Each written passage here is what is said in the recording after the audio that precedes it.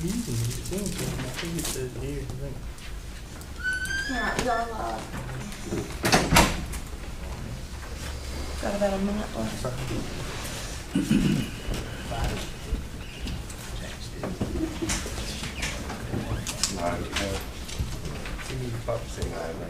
You got it. I mean, people are beating here. Good. I'm looking at it in reflection, actually.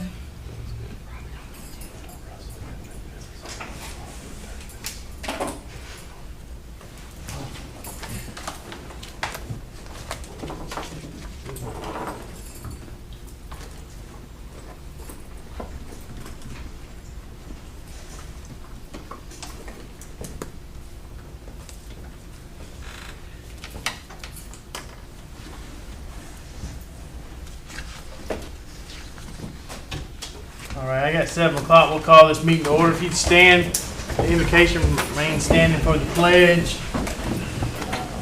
Don, would you like to lead us? Let us pray. Gracious Heavenly Father, thank you for the many opportunities of life that you give us. Thank you for the opportunity you give us to serve on this city council to assist our citizens in the ways that they see fit. Help us always, Lord, to do your will. For it's in the blessed name of Jesus we do pray. Amen. Amen. I Pledge allegiance to the flag of the United States of America and to the republic for which it stands, one nation, under God, indivisible, with liberty and justice for all.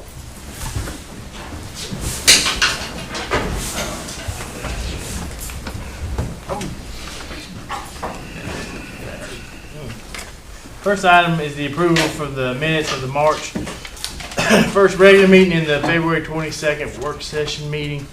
You've had those in your packet. Do I hear a motion to approve these? So ordered. I hear a second. Second. Any comments or corrections?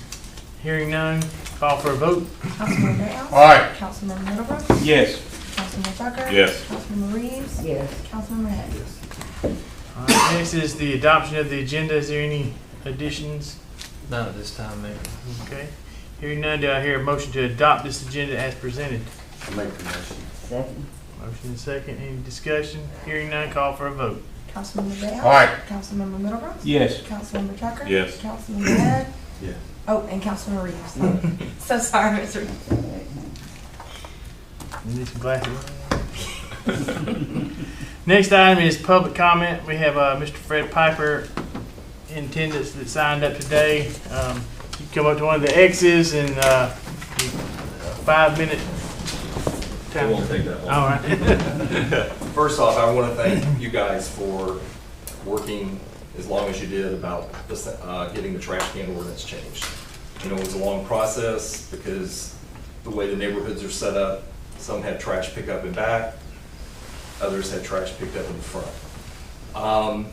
And on that, here's where I have a question. How is it going to be enforced and who is going to enforce it? And the reason I'm asking that was a couple of weeks ago, going down East Lee Street, when I got to the apartment building at 504 East Lee Street, there were 2 young kids playing there. One of them took one of the garbage cans and zoomed it out into the street in front of an elderly woman coming back towards town. She slammed on brakes. She was very shook up. Myself and the lady behind her got out. I moved the trash can. The kids ran off. We were going to call the police. She didn't want the police called because she said they would call her daughter, and she didn't want her daughter to know that she was out driving. So that was, so anyway, but if you go up and down East Lee Street, those trash cans are sitting there. They're sitting there now. They were supposed to be off the street Monday afternoon, according to the ordinance. You've got a household at 621. I mean, yeah, 621. It's the last house on the left before you go to the wooded area, before you turn into my neighborhood at Sawmill Village on the right. They not only leave the trash can out, they dump stuff in the street. Then there's a hole further down, and you'll find mattresses dumped there, people just drive by and dump the trash bags there. So is anything gonna be done about this? Because we've called a couple of times, and I know that John is run ragged. And I've even talked to Marshall in the office, and she told me, she said, send an email to Russell. I did, so, and I know that Russell's busy. I guess my question is it going to be enforced, and who's gonna do it? But, I mean, and I'm probably going to step on somebody's toes right here, but Mr. Greathouse, you're our city council member representative in District 1. You go, or 4, excuse me. You go up and down Lee Street, I'm sure, several times a day. So you have to see these trash cans. It falls back on you. You're supposed to be helping us get things enforced that we've requested. The second thing is, a couple of weeks ago, I called, because we're in a new neighborhood. We have a new street behind us that the houses are being finished being built on. We've had a problem with teenagers parking on Hammerhead or Hammermill on the weekend. And they drag race up and down the street. Well, we've called the police, but by the time the police come out, they're gone. So we called the city. Marcia told me who to call, Mr. Ivy at the lighting department. His response to me was, street lights will go up when people start living on the street. Well, people are living there now. So about 2 weeks ago, I sent a text message to Doug and to Don asking if they knew or how we needed to go about getting the street lights put in. I got a response from Doug. Never heard from you. So that was when I called and asked when the next council meeting was. And Oasis told me. And so I guess at that point, when she found out what I was calling for, she placed a call to Don and asked him to give me a call. The voicemail on my phone was, if you've got a problem with the electric bill, call City Hall and talk to the utility department. It was nothing concerning the electric bill. It was the street lights. So, Don, I have contacted you several times by text or phone call. No reply. So now, I go to the Mayor Pro Tem, or I torment Russell, or Oasis, because I can't get anywhere with you. And there are a lot of new people that have moved into Sawmill, a lot of young ones, and they are aggravated with a lot of the response, or lack of. So I'm just saying, you'll come up for re-election and you may have somebody running against you next time. Thank you. Thank you. All right. Next item is the city attorney's report. Nothing at this time, Mayor. All right. City clerk's report. Nothing else going, Mayor. Anything from the city engineer? Nothing at this time. All right, move to the city manager's report. Nothing at this time. First item for council's considerations, discussion, or potential appointments to any various boards or commissions where we may have vacancies. If there are, we'll hear nominations at this time, Mayor.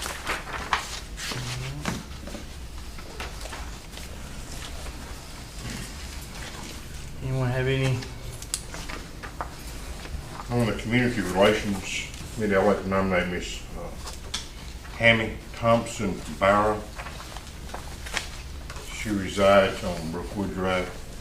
So that would be your District 4. What was her first name? Hammy Thompson Barrow, B-A-R-R-O.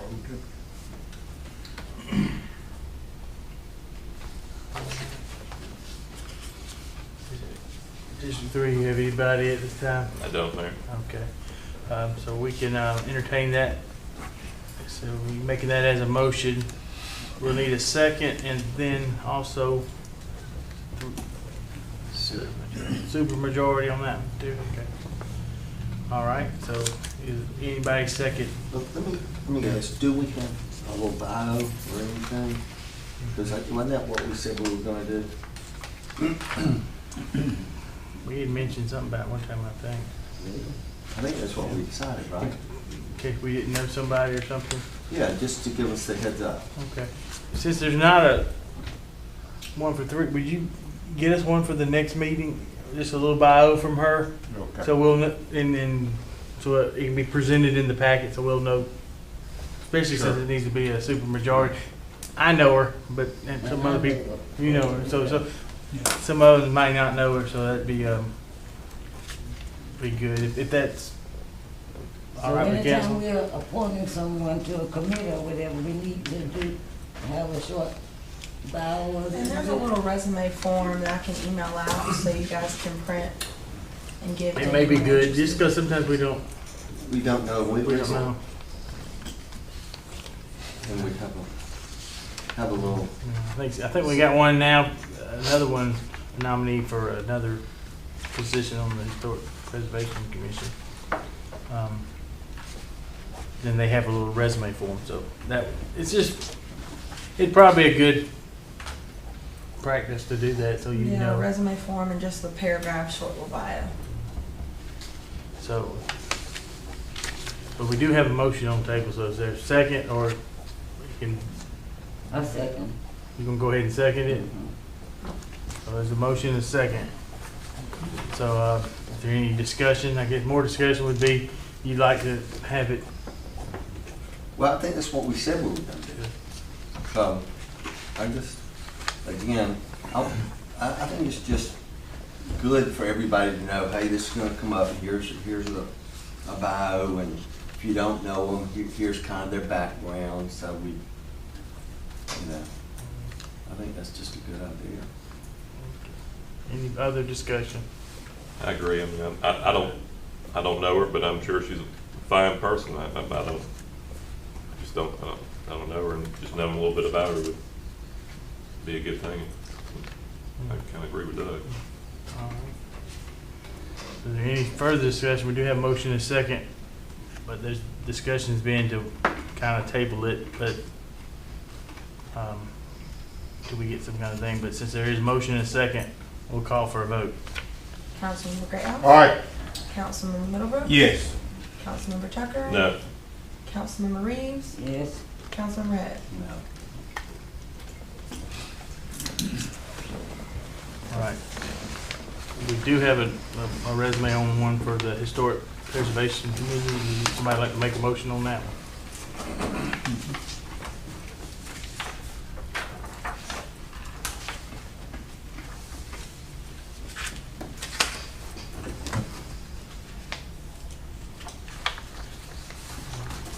Hearing no motion, we'll move on.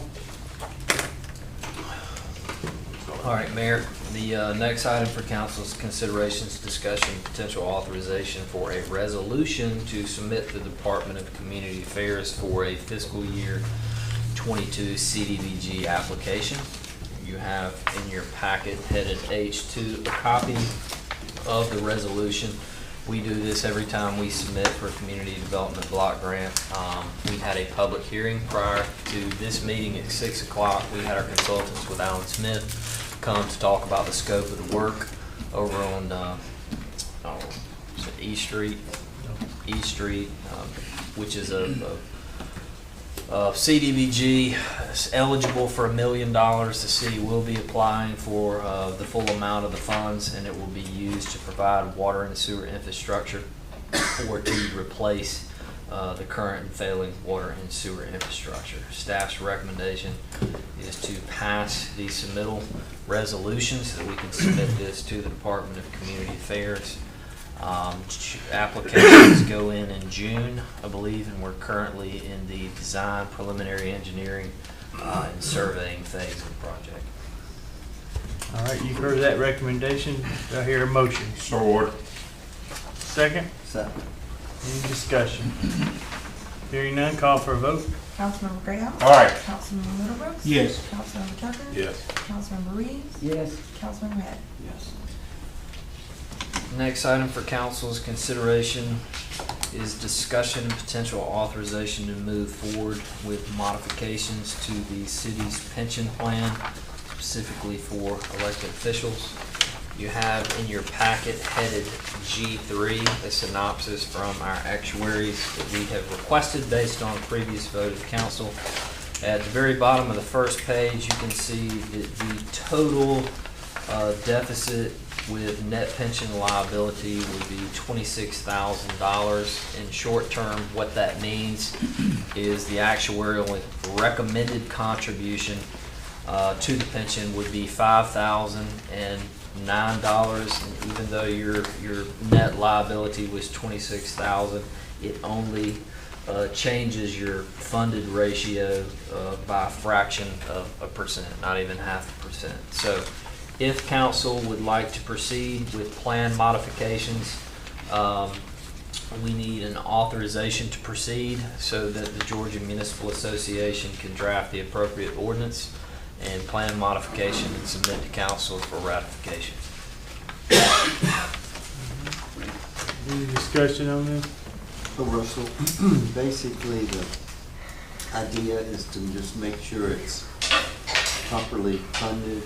No, so this would take your benefit level from $16 a month per year of service upon your retirement up to $25 per month per year of service. So it's an increase in benefit. So when you retire, depending upon how many years you serve, for each year of service, you'll get $25 a month instead of $16 a month. And the net cost on that, based on the actuarial projection, is going to be about $5,000 a year. And that changes year to year depending upon, assets and what the market does. And is there any cap on that or just Cap on, on the $25 a month per year? no. You can make it 50 if you want, I did bring it up, I mentioned it, and that was something, had been talked about on council, when I was on council back in the early 90s, as far as increasing that amount to $25, but over the years, I guess it never, it never increased. So I did ask, but I did bring it up a few meetings back, and it was motion and second to do that. Don't we have a pension committee? We do. Has this been? I don't know that they've met in a long time. Yeah, I was wondering if they have looked at it and. Or form some, I guess, if not, but maybe they should have formed some kind of recommendation. I know we've looked at increasing the whole, everybody's employment, all the employees. That was one thing we looked at one time. I know you're talking about big differences in money between the two, but to me, it's almost like we need to look at both of them and see, and I hate to vote on ours and like we're gonna get ours and we'll worry about y'all's later. It almost seems like, I don't think it's the case because it's different monies, but it kind of could look like that to some people. And also, we've got a lot of things, during our budget discussion, some of the power cost adjustment and some of those things that we're looking at, is it the right time right now? But just the perception of it is. Yeah. That's what I worry about more than Yeah. even though it ain't a whole lot of money, and then As I recall, we had a vote in a second, and it was a 3-2 vote to go ahead with this. it was to do the study, this thing right here. I don't know if it was. It wasn't the- So the first, Mayor, the first process was to create the actuarial calculation because you want to know how much money it's going to cost based on based on assets. Once we receive the numbers from the actuary, then we decide yes, we want to move forward or not. I would then contact the Georgia Municipal Association based on that vote, at which time they would draft a plan amendment ordinance. So there's a master plan at GMA, and each city or municipality has their own local plan. It would be an amendment to that local plan, and then you would enact an ordinance, and then it would go into effect.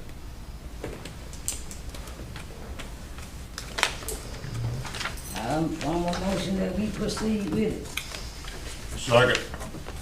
I have a motion and a second to proceed. Any further discussion?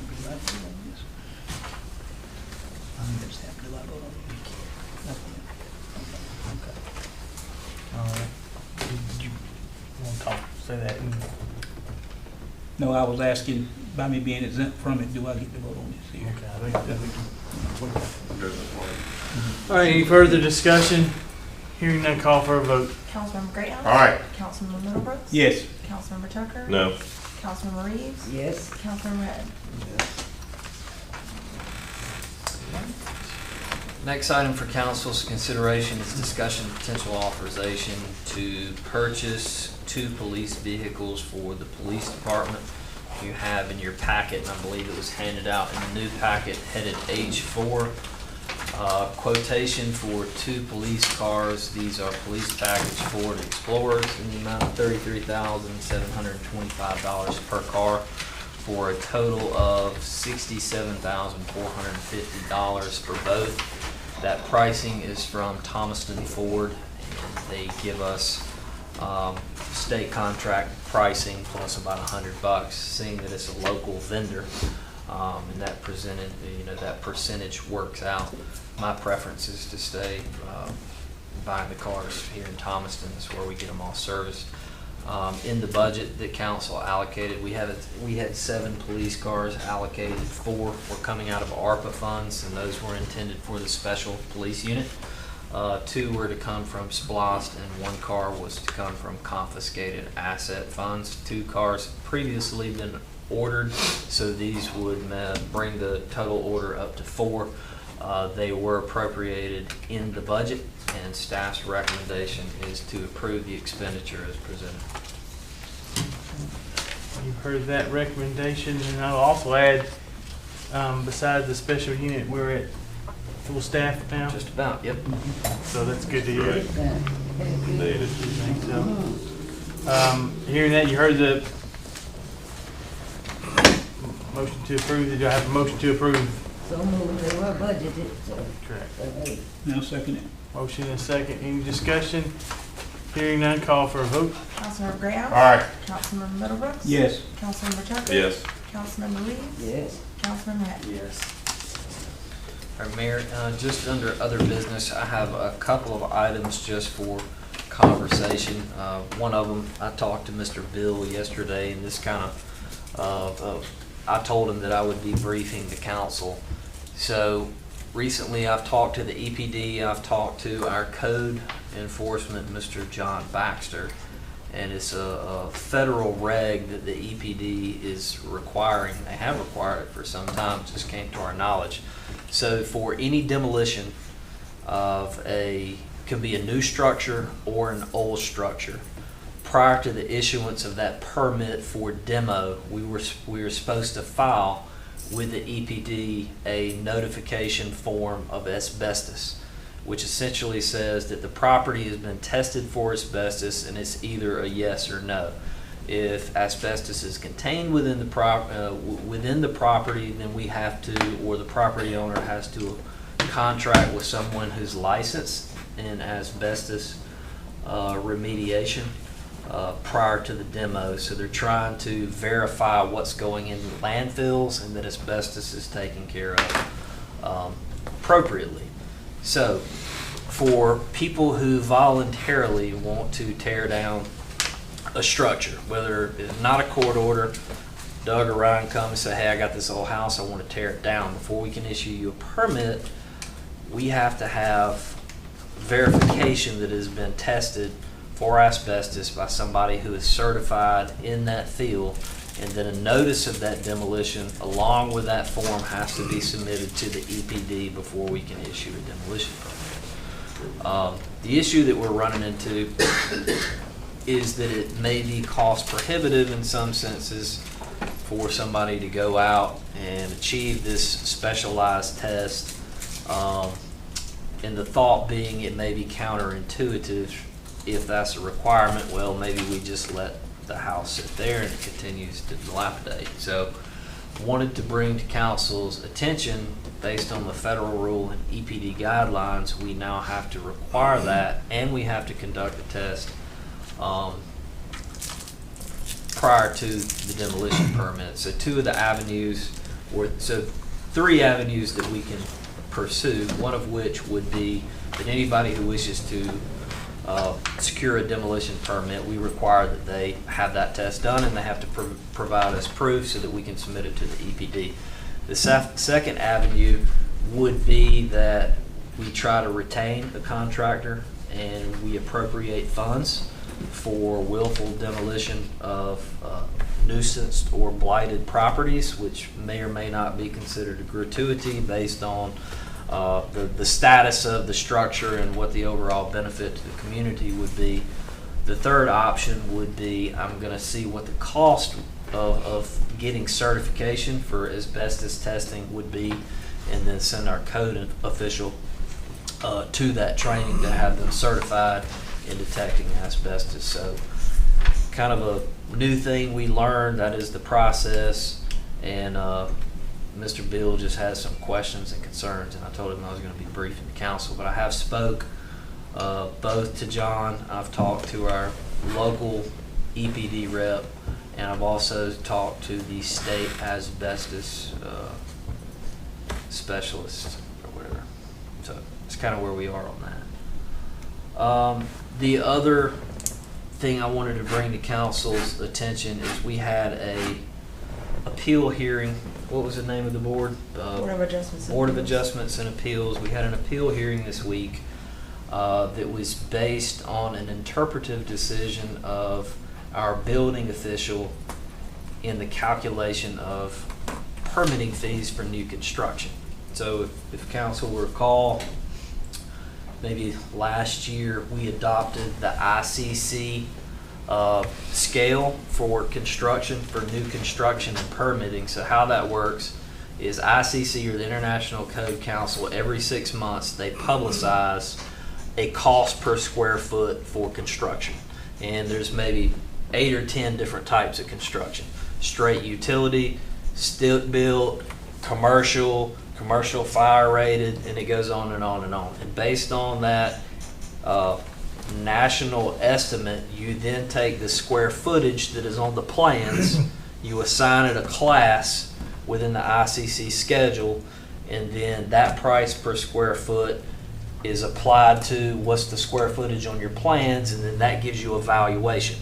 And then based on the valuation, we calculate what the permit fee. The argument in this instance was that the person was able to acquire land and build this particular structure for a significant amount less than the valuation that our model depicted that it should be. So we've moved from a system where we were totally beholden to a contractor to tell us what the value of what they were building was, and we took their word for it, and then we calculated. And what we found out was we had a suspicion that that valuation was almost always on the low side to keep the permitting fees down, so that we moved to the ICC table. There is a process, and I have not figured out the process, that you can apply a regional modifier to that ICC schedule, which can take into consideration more local issues, meaning the price of construction in California and New York and Los Angeles and San Francisco is probably going to be higher than what it is in Thomaston. But the few institutions or local governments that I have reached out to, they don't use a regional modifier. So you may get calls as a council about our permitting fees. The request was denied because we did interpret and apply the fee that council set. I just wanted you to know if you have issues with that, or if you have concerns about the valuation methodology, we can look at tweaking that if you want to set it at 80% of national average or 75% of national average, or if you want me to try to do the math and calculate what the regional modifier would be for that permitting. Does everybody understand how that works? Well, so it sounds like it would be reasonable. I mean, I can surely understand why it might be higher in California or New York City or New Jersey or as opposed to Upson County. So I would think the idea of a regional modifier would be a reasonable thing to do so that we don't overcharge. You know, I think we're trying to do the best we can and want to encourage people to do the things they want to do, but that regional modifier seemed like it would take into consideration that we might be able to do. Yeah. In the move was to take all ambiguity, out of the process. You submit plans. We've adopted the International Code Council scale. This is what your plan says. This is what type you're building. This is the valuation methodology. So I'll get with my staff and we'll try to calculate the modifier, and then I'll present that back to City Council. All right, the last item I have for council's just briefing is tomorrow we have a joint meeting with the Board of Commissioners to consider potential budget amendment and potentially to ask for some sort of authorization to engage in a lease. I have a binder here and I will be passing this information out. I'm just going to give you the highlights. So ambulance service contract is a county zone. County applied for the zone, but the city is party indirectly because we agree via intergovernmental agreement that EMS is going to be a joint project. So county contracts with EMS, city contracts with county via joint projects. Long story short, 36% of the cost would be attributed to the special taxing district within the city of Thomaston based on our joint projects agreement. So what does that mean in raw numbers? The original annualized subsidy for the ambulance service when the contract was inked was $80,025 monthly. That was city and county. Just rough math, our piece would be approximately 36%, or call it $29,000 a month, which comes out to $345,708. I will forward you the information, but based on conversations that we have had, both the county, myself, and the folks at AmeriPro, once they started, and you remember this was a real tight time frame. I think we went, just a week or so, a couple weeks on the procurement to contract. They misgauged some of the cost, and I have a copy of an addendum request, and this addendum request is asking for additional monies on top of those numbers that I just quoted, part of which was staffing projections with regards to salaries. Part of it was real estate.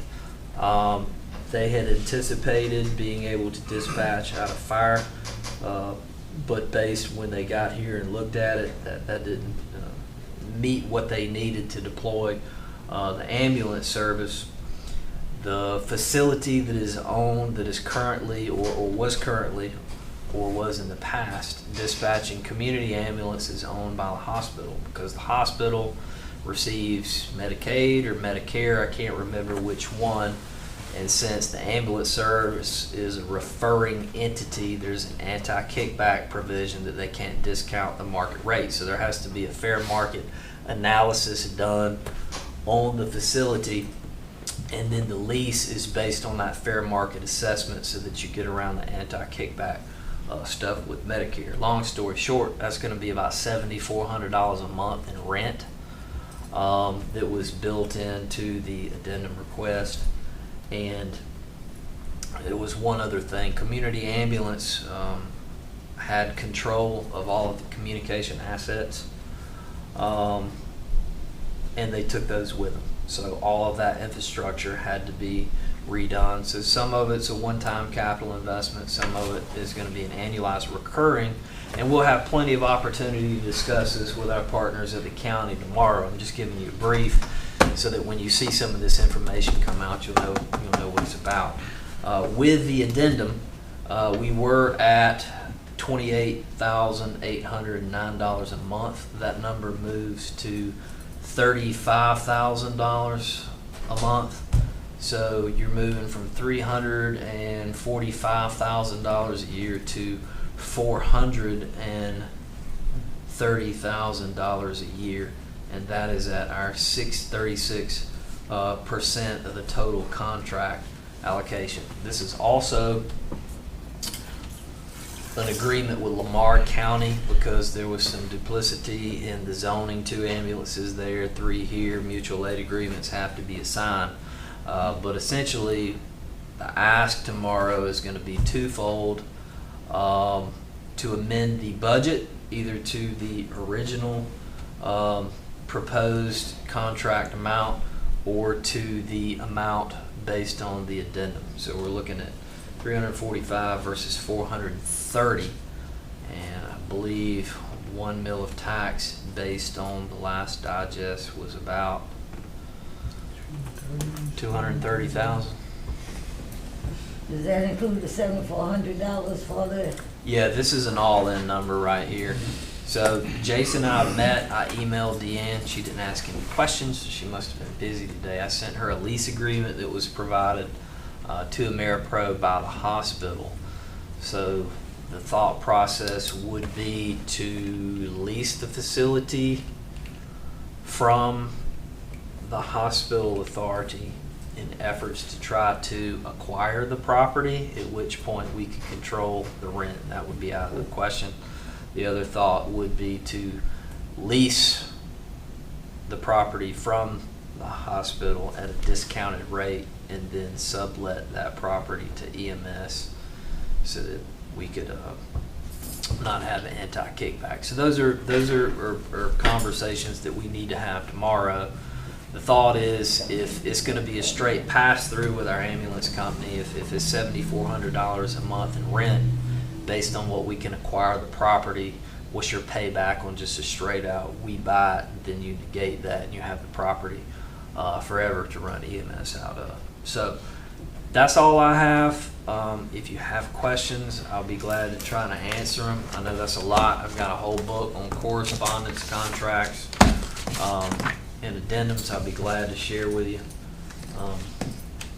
Yes, ma'am. Yeah, so you said the city share is going from $345,000 to $430,000. So right now there is no share, right? The license or the zone was controlled by Community Ambulance. They went away. The county acquired the zone in partnership with the EMS provider. That was AmeriPro. The contract that was inked when they started work would have put you at $345,708.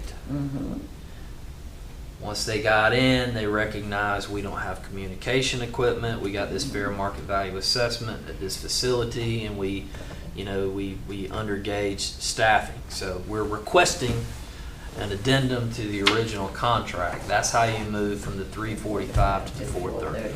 Yep. You haven't said anything that they shouldn't have known up front when they were assessing the license in its totality. I'm not arguing on your behalf. I'm Yeah. saying this is the ask, and that these are the consideration points that we're going to have to I mean, discuss. what else is going to come out? I mean, when we get down the road later, well, we forgot to do this, we forgot to include that. But I guess we'll discuss it tomorrow. We just need to make sure the city council has a seat at the table anytime the negotiations are taking place with the county or with any other private entity to ensure that our 36% of the payment is well ensured that we are getting the best deal possible for the taxpayer. Agree to that. Well, we at the table in there, if I can get go. I met with Jason, and I believe I sent you out the original contract terms that were the 345, kind of when all this was going on. So, I was involved to that extent, yes. As far as going and meeting and making the decision to go with a particular company, not necessarily, but I think the pricing on the original contract was in line with the other proposals they received. Maybe not so much now. Could be. I have to go back and revisit that. I would be interested in that. Yeah, we can provide that. And this meeting is what time? 4 o'clock tomorrow in the senior center. I believe so. Signature. 4 o'clock tomorrow. I'll send out a reminder in the morning. Sorry. And it reminded me. Oh, yeah. All right. We have any other business before we go into executive session? We do have one other item. Someone's got a birthday this week. I stopped having them. You stop having And you just stop having it. Don's birthday, so Stop having it. we got him a little cupcake. Thank you. Jeff's gonna sing to him. Happy birthday to you. Thank you, guys. Happy birthday to you. Happy birthday, dear John. Happy birthday to you. Thank you, Jeff, I appreciate that. That's sincere. All right, executive session. I don't really think I have anything, no. Write it down. No executive session. It'll get watched. Something, Mayor. Nothing on me. Going on. It would be at the pleasure of the council if he wants to say something. Bill wanted to say something. Y'all wouldn't.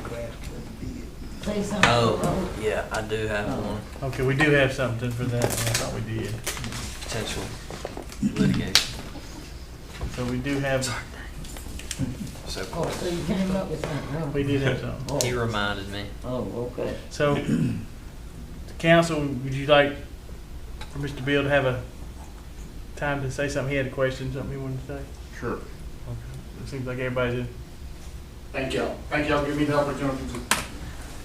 1 minute. 1 minute. First of all, I'd like to thank you, the gentleman, to bring the issues of the district. I wish more of the residents bring their issue to the council member of that district. That way we can keep our environmental safe and clean. I think it's the important issue. We all have to do our job, not just put on somebody else's burden and think everything going to happen by itself. So we all have to put our part in it to make our city safe and clean. Next thing I wanted to say is demolition part of it. When I speak with Mr. Russell, I was told I got to hire somebody licensed, know about asbestos or whatever.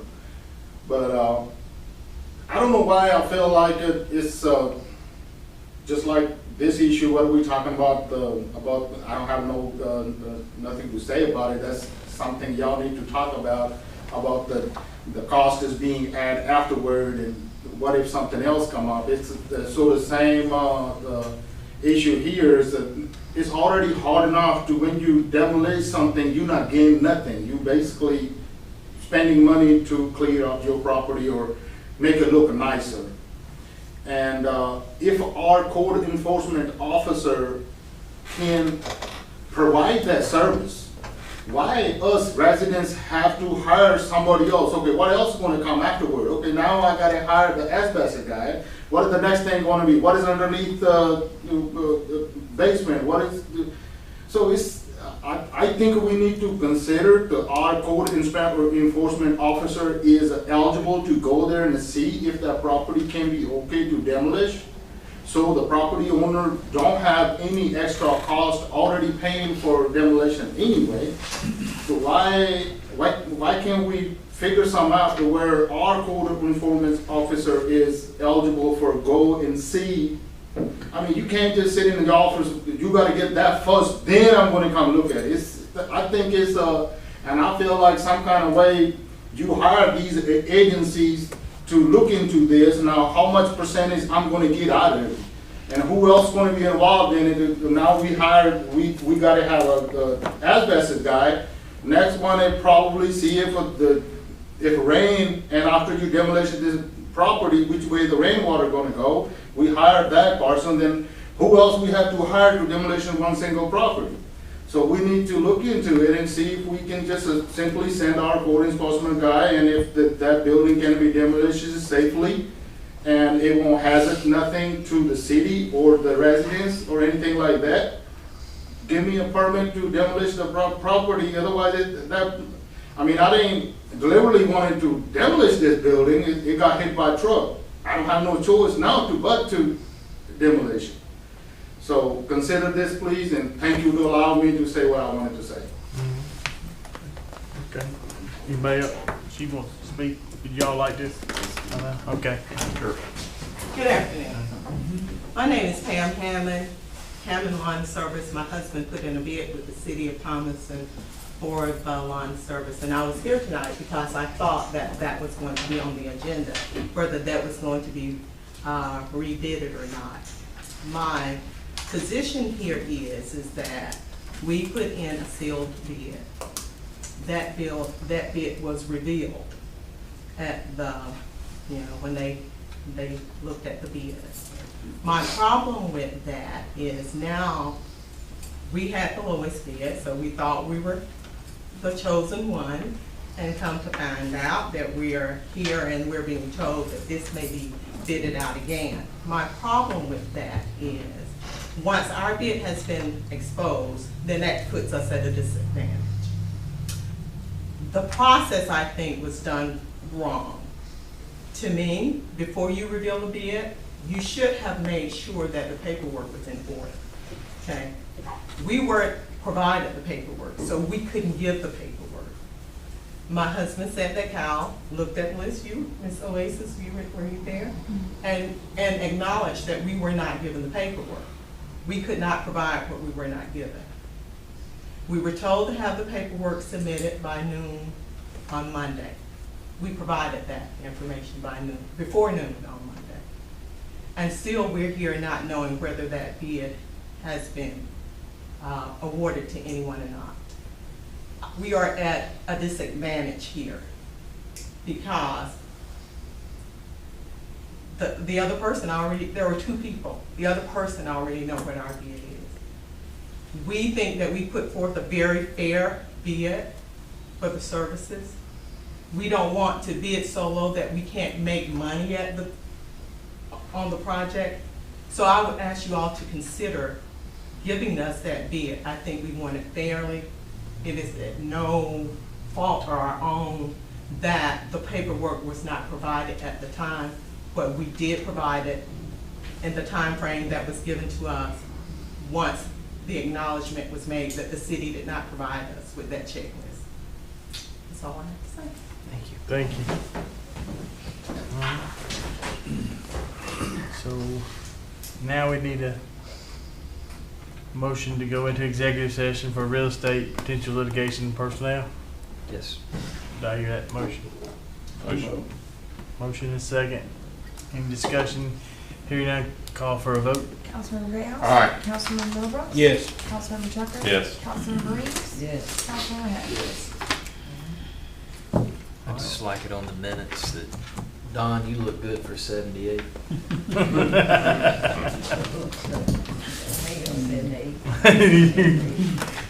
You gonna hit him with your cane in a minute? All right, we thank y'all, dude. Thank y'all for coming. Thank Thank y'all. Thank you all for hearing me today. Yes, ma'am.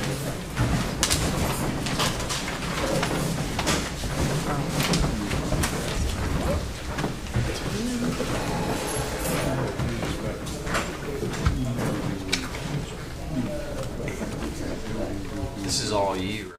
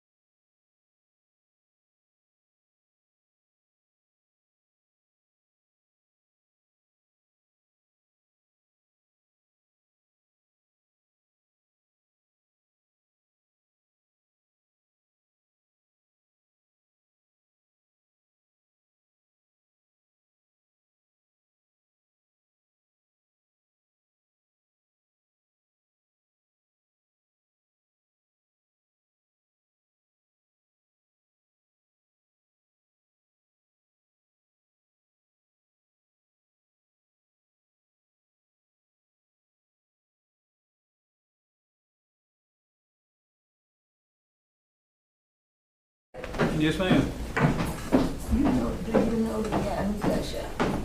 I did not know him. You know. All right, we're back in regular session. I hear a motion to adjourn. All in favor, say aye. You just need to stay with it. I know, I forgot my paper. Yes, they are.